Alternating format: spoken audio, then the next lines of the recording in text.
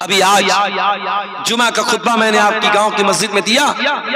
میں نے اس خطبہ جمعہ میں بتایا تھا کہ اللہ تعالیٰ اپنے اسپیشل بندوں کا، اپنے خاص بندوں کا ذکر جب قرآن میں کرتا ہے، اللہ ان کی کوالٹی یہ بھی بیان کرتا ہے، والذین یقولون ربنا اصرف عنا عذاب جہنم ان عذابها کان غراما.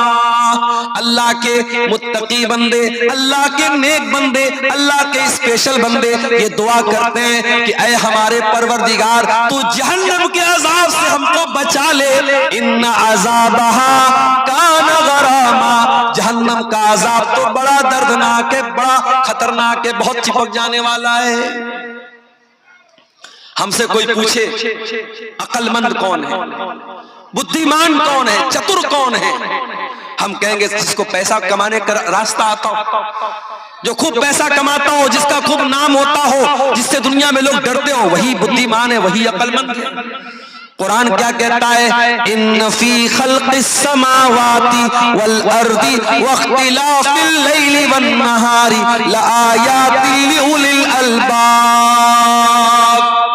زمین کی پیدائش کے اندر، آسمان کی پیدائش کے اندر، رات اور دن کے آنے جانے کے اندر عقل مند لوگوں کے لیے نشانی ہے، بدھیمان لوگوں کے لیے نشانی ہے. سوال یہ پیدا ہوا کہ بدھیمان کون لوگ ہیں، عقل مند کون لوگ ہیں؟ فرمایا الذین یذکرون اللہ قیاما وقعودا ویتفکرون فی خلق السماوات والارض ربنا ما خلقت ھذا باطلا سبحانک فقنا عذاب النار. عقل مند وہ لوگ ہیں، عقل مند وہ لوگ ہیں جو غور کرتے ہیں دنیا کے اندر. اس لیے میں کہتا ہوں سائنس پڑھو، وگیان پڑھو. جب تم سائنس پڑھو گے، جب تم وگیان پڑھو گے، تمہیں معلوم ہوگا اللہ کی کائنات کتنی بڑی ہے، اللہ کی دنیا کتنی بڑی ہے، اللہ نے اس دنیا میں کتنی مخلوقات کو بنایا ہے. اور جتنا آپ سائنس کو پڑھیں گے، اگر آپ کا ایمان پکا ہے، آپ کا اللہ کے اوپر ایمان اتنا مضبوط ہوتا چلا جائے گا. بڑے بڑے سائنٹسٹ نے جب انہوں نے قرآن کو پڑھا، انہوں نے نبی کی حدیثوں کو پڑھا، انہوں نے اسلام قبول کیا. امریکہ کا بہت بڑا ڈاکٹر جس نے ماں کے پیٹ میں پیدا ہونے والے بچے کے اوپر جو الگ الگ دور آتے ہیں، اس کا اسٹڈی کیا تھا، اس نے اس کا مطالعہ کیا تھا. جب اس نے قرآن کو پڑھا، 1400 سال پہلے جب سائنس کا وجود نہیں تھا، جب یہ بڑی بڑی یونیورسٹیاں نہیں بنی تھیں، یہ بڑی بڑی ریسرچ نہیں ہو رہی تھی، اس نے جب قرآن پڑھا اور قرآن کی آیتوں کو جب اس ڈاکٹر نے دیکھا، اس پروفیسر نے دیکھا کہ قرآن کہتا ہے کہ ہم نے ماں کے پیٹ میں حقیر پانی سے بچے کو پیدا کیا، اور پہلے ہم نے اس کو علقہ بنایا، پہلے نطفے سے ہم نے علقہ بنایا، علقہ سے مضغہ بنایا، پھر ہم نے گوشت اس کے اندر پیدا کیا، ہڈیاں پیدا کی، گوشت چڑھایا، اور پھر جیتا جاگتا انسان بنایا. اس ڈاکٹر نے وہ حیران رہ گیا کہ 1400 سال پہلے مائکروسکوپ بھی نہیں تھا، الٹرا ساؤنڈ بھی نہیں تھا، اور یہ مشینیں بھی نہیں تھی. محمد کو کس نے بتایا؟ اللہ کے نبی صلی اللہ علیہ وسلم کو کس نے بتایا کہ ماں کے پیٹ میں بچے کے اوپر یہ الگ الگ دور آتے ہیں؟ وہ سائنسداں اسلام قبول کر لیتا ہے، اور سعودی عرب میں اس زمانے میں بہت بڑی کانفرنس ہوتی ہے، اور وہاں آ کر کے وہ اسلام قبول کرنے کا اعلان کرتا ہے اور کہتا ہے کہ میرا دل یہ کہتا ہے کہ محمد الرسول اللہ کو یہ باتیں اللہ نے بتائی تھی، کیونکہ اس زمانے میں سائنس نہیں تھی، اس زمانے میں وگیان نہیں تھا. میرے بھائی، آپ جتنا پڑھیں گے، جتنا مطالعہ کریں گے، جتنا کائنات پر غور کریں گے، اتنا آپ اللہ تعالیٰ کے قریب آئیں گے. اسی لیے اللہ کہہ رہا ہے میرے عقل مند بندے وہ ہیں جو زمین و آسمان پر غور کرتے ہیں، اور جب زمین و آسمان پر غور کرتے ہیں تو اس نتیجے پر پہنچتے ہیں ربنا ما خلقت ھذا باطلا. اے اللہ، اتنی بڑی کائنات کو تو نے بیکار نہیں بنایا، اس دنیا کو تو نے ایک مقصد کے تحت بنایا ہے، دنیا کو تو نے بے مقصد نہیں بنایا ہے. سبحانک فقنا عذاب النار. اے اللہ، تو پاک ہے، تو ہمیں جہنم کی آگ سے بچا لے. تو میرے بھائیوں، کیا ہماری اور آپ کی ذمہ داری نہیں ہے کہ ہم اور آپ ان چیزوں کو جاننے کی کوشش کریں جو ہمیں جہنم کی آگ سے بچانے والی ہیں۔ آج کی تقریر میں میں یہ بھی آپ کے سامنے رکھنا چاہتا ہوں کہ وہ کون سی چیزیں ہیں جو ہمیں جہنم کی آگ سے بچانے والی ہیں۔ چند چیزیں، زیادہ وقت نہیں ہے، زیادہ تفصیل کا موقع بھی نہیں ہے، چند چیزیں جو جہنم کی آگ سے ہمیں بچانے والی ہیں۔ آئیے ذرا ہم قرآن و حدیث کی روشنی میں دیکھتے ہیں کون کون سی ایسی چیزیں ہیں جو جہنم کی آگ سے ہمیں بچانے والی ہے، تاکہ ہم ان باتوں پر عمل کریں اور اپنے آپ کو اور اپنے بیوی بچوں کو جہنم کی آگ سے ہم بچانے کی فکر کریں۔ اس میں سب سے پہلی چیز جو ہے میرے پیارے ساتھیوں، ایک اللہ کی توحید کا اقرار کرنا۔ جب تک آپ توحید پر نہیں آئیں گے، جب تک آپ اپنے آپ کو شرک سے نہیں بچائیں گے، آپ جہنم کی آگ سے اپنے آپ کو نہیں بچا سکتے۔ اللہ کے پیارے نبی فرماتے ہیں، بخاری اور مسلم کی روایت ہے، حدیث کے راوی اتبان ابن مالک رضی اللہ تعالیٰ عنہ کہتے ہیں اللہ کے نبی نے فرمایا لَن يُوَافِيَ عَبْدٌ يَوْمَ الْقِيَامَةِ يَقُولُ لَا إِلَهَ إِلَّا اللَّهُ يَبْتَغِي بِهِ وَجْهَ اللَّهِ إِلَّا حَرَّمَ اللَّهُ عَلَيْهِ النَّارَ۔ جو کلمہ پڑھے گا، جو لا الہ الا اللہ پڑھے گا، جو توحید پر قائم رہے گا، قیامت کے دن اللہ تعالیٰ اس پر جہنم کی آگ کو حرام کر دے گا، جہنم کی آگ اس کے اوپر حرام ہو جائے گی جو توحید پر قائم رہے گا۔ یہ توحید سب سے بڑی امانت ہے، اس کی حفاظت کرو میرے بھائی۔ آپ بہار کے کیسے علاقے میں رہتے ہیں جو بارڈر سے قریب کا علاقہ ہے، سیمانچل کا علاقہ ہے، آنے والے دنوں میں حالات بڑے خراب ہوں گے اور آپ کے ایمان کے سودے کیے جائیں گے اور آپ کو لالچ دیا جائے گا، پرلوبن دیا جائے گا اور آپ کے ہاتھوں سے ایمان کی دولت کو چھیننے کی کوششیں بھی ہوں گی۔ مگر یاد رکھنا، دنیا کی تکلیفیں، دنیا کی مصیبتیں آخرت کی مصیبتوں سے بڑی نہیں ہیں، دنیا کی گرمی جہنم کی گرمی سے خطرناک نہیں ہے، دنیا کی جیل جہنم کی جیل سے خطرناک نہیں ہے۔ دنیا کی ہر تکلیف کو سہ لینا، مگر کبھی شرک مت کرنا میرے پیارے ساتھیوں۔ لا تشرک باللہ، اللہ کے نبی فرماتے ہیں اللہ کے ساتھ کبھی شرک مت کرنا۔ وَإِن قُتِلْتَ أَوْ حُرِّقْتَ، تمہیں قتل کر دیا جائے، تمہیں جلا دیا جائے، تب بھی تم اللہ کے ساتھ کبھی شرک مت کرنا۔ جہنم سے بچانے والی دوسری چیز، بار بار اللہ تعالیٰ سے دعا کرو کہ اے اللہ تو جہنم سے بچا لے۔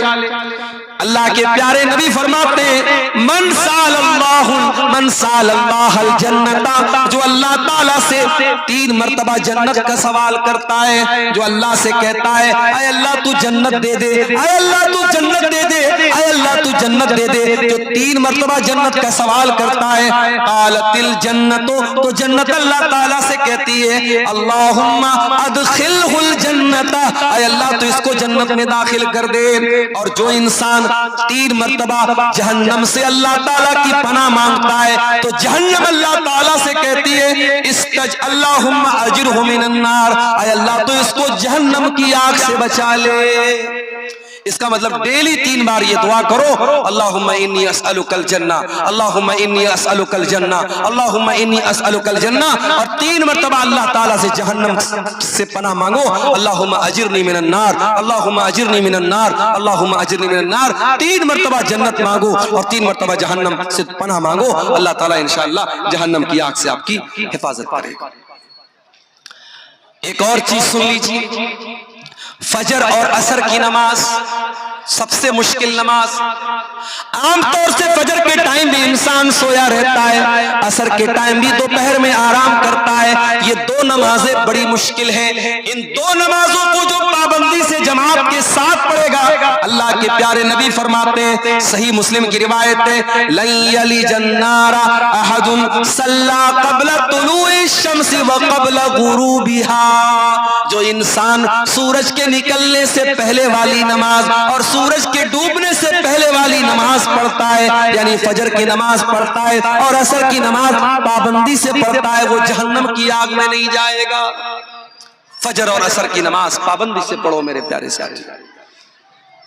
اس کا مطلب یہ نہیں باقی 3 ٹائم کی نماز معاف ہے، نماز تو 5 ٹائم کی پڑھنا ہے، مگر چونکہ یہ 2 نماز ایسی ہے عام طور سے لوگ غفلت کرتے ہیں، لاپرواہی کرتے ہیں۔ رات میں بستر پہ جلدی سونے جایا کرو، آج کل جاڑے کا موسم ہے، رات میں 10 بجے بھی اگر آپ بستر پہ گئے، 11 بجے بھی آپ گئے، 5 بجے صبح فجر کی اذان ہو رہی ہے، آپ کے پاس 6 گھنٹے بچ رہے ہیں، 7 گھنٹے بچ رہے ہیں، آرام سے آپ اپنی نیند پوری کیجئے، موبائل کے اوپر الارم لگا لیجئے اور فجر کی نماز آپ پڑھیے، اور اسی طریقے سے عصر کی نماز بھی آپ جماعت کے ساتھ پڑھیے۔ یہ 2 نمازیں آپ کو جہنم کی آگ سے نجات دلائیں گی۔ اس کے بعد اللہ کے نبی فرماتے ہیں ظہر کی پہلے 4 سنتیں، ظہر کے فرض سے پہلے 4 سنتیں پڑھنے والا بھی جہنم سے بچایا جائے گا۔ ام حبیبہ کہتی ہیں اللہ کے پیارے نبی نے فرمایا من حافظ علی 4 رکعات قبل الظہر، جو ظہر کے پہلے 4 رکعت پابندی سے پڑھتا ہے، وہ 40 بعدها، اور ظہر کے بعد 4 رکعت پابندی سے پڑھتا ہے، حرمہ اللہ علی النار، اس انسان کے اوپر اللہ تعالی جہنم کی آگ حرام کر دیتا ہے۔ ظہر کے پہلے 4 رکعت اور ظہر کے بعد 4 رکعت، اب یہ 4 آپ اکٹھے بھی پڑھ سکتے ہیں اور 4 کو 2 رکعت کر کے بھی پڑھ سکتے ہیں۔ اچھا سیمانچل میں آتا ہوں، لوگ یہ نہیں سوال کرتے مولوی صاحب بے نمازی کا انجام کیا ہوگا، لوگ یہ سوال نہیں کرتے کہ سود کھانے والے کا انجام کیا ہوگا، لوگ یہ سوال نہیں کرتے زنا کرنے والے کا انجام کیا ہوگا۔ ایک سوال بہت ہوتا ہے مولوی صاحب عقیقہ نہیں ہوا ہے میرا، عقیقہ نہیں ہوا ہے میرا، میرے باپ نے عقیقہ نہیں کیا ہے، کیا میں اپنا عقیقہ خود کر سکتا ہوں، یا میں نے اپنے بچے کا عقیقہ 7ویں دن نہیں کر سکا، میں بچہ بڑا ہو گیا آج، تو کیا آج میں عقیقہ کر سکتا ہوں۔ عقیقہ کے بارے میں بہت سوال ارریہ میں، کشن گنج میں، پورنیہ میں، کٹیہار میں یہ سوال بہت ہوتا ہے۔ پہلی بات تو یہ سمجھ لو عقیقہ کے بارے میں اگرچہ حدیثوں میں بڑے الفاظ سخت آئے ہیں، بچے کے بارے میں آیا کہ بچہ عقیقے کی وجہ سے گروی رہتا ہے، مگر پھر بھی اکثر علماء کے نزدیک عقیقہ سنت ہے، عقیقہ فرض نہیں ہے۔ نماز 5 ٹائم کی پڑھنا فرض ہے، ہمیں نماز کی اتنی چنتا نہیں، عقیقہ کی بہت چنتا ہے۔ دوسری بات یہ ہے اگر ہمارے ماں باپ نے 7ویں دن طاقت تھی اور عقیقہ نہیں کیا تو یہ ہمارے ماں باپ کی غلطی تھی۔ اب ہم اپنے ماں باپ کی غلطی کی سزا اپنے آپ کو نہیں دے سکتے۔ اگر ہمارے ماں باپ نے ہمارا عقیقہ نہیں کیا تو ان کو کرنا چاہیے تھا، انہوں نے نہیں کیا، اگر ہم خود کرنا چاہتے ہیں تو کر سکتے ہیں۔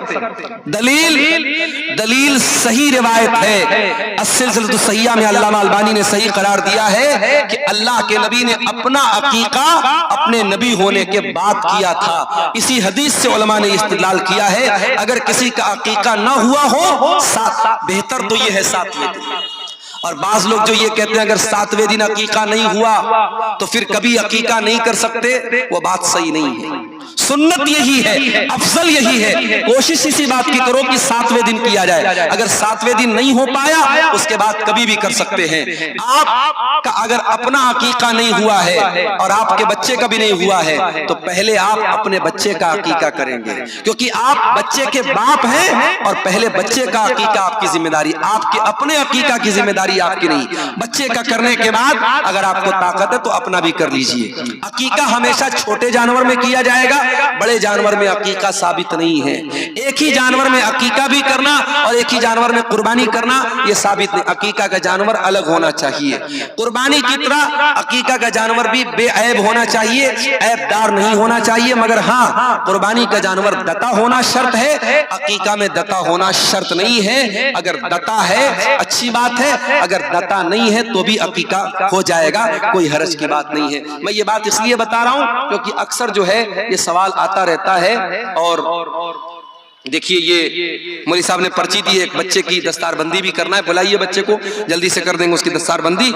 جہنم کی آگ سے بچانے والی ایک اور چیز ہے میرے پیارے ساتھیوں، اللہ کے پیارے نبی صلی اللہ علیہ وسلم نے فرمایا کہ اتقوا النار ولو بشق تمرہ، جہنم کی آگ سے اپنے آپ کو بچاؤ اگرچہ تم ایک کھجور کا ٹکڑا ہی اللہ کی راہ میں دے سکتے۔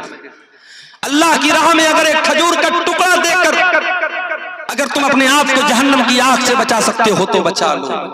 ضروری نہیں ہے کہ آپ کروڑوں کی دولت اللہ کی راہ میں خرچ کریں. اگر آپ غریب ہیں, آپ کے پاس کچھ نہیں ہے, اگر کھجور کا ایک ٹکڑا بھی آپ کے پاس ہے, اسے بھی اللہ کی راہ میں دان دے کر کے اور صدقہ دے کر کے آپ اپنے آپ کو جہنم کی آگ سے بچا سکتے ہو.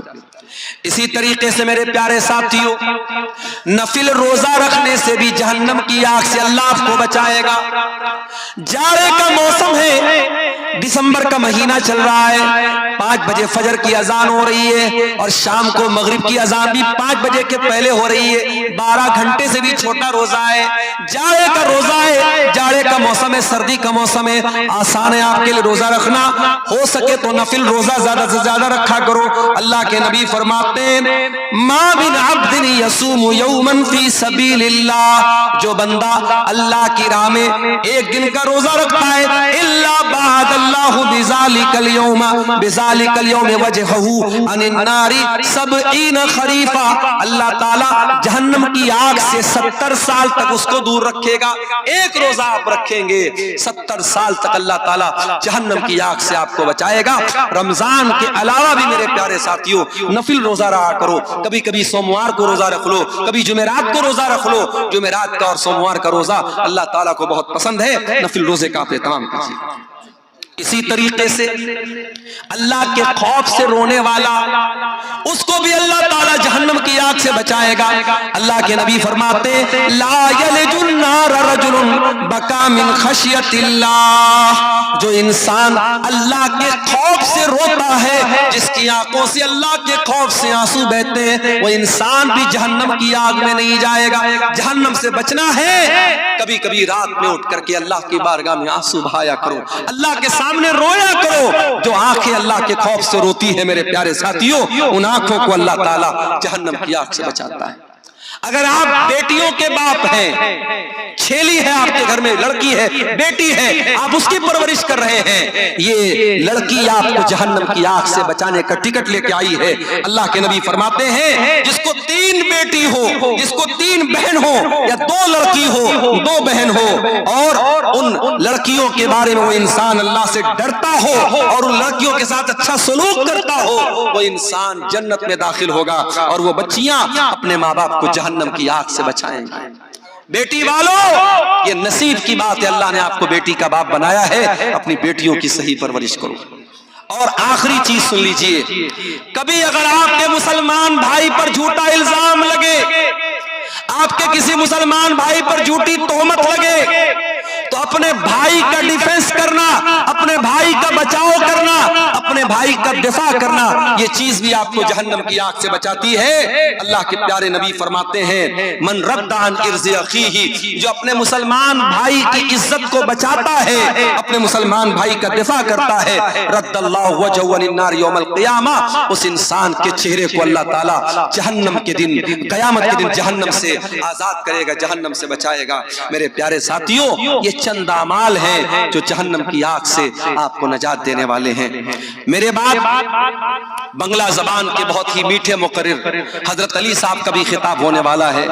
چونکہ آپ جانتے ہیں مدرسے کا جلسہ ہے, اور مدرسے کا جلسہ آپ کے اس علاقے میں چندے کے لیے ہوتا ہے. میرے ساتھ کچھ مجبوریاں ہیں, مجھے نکلنا ہے.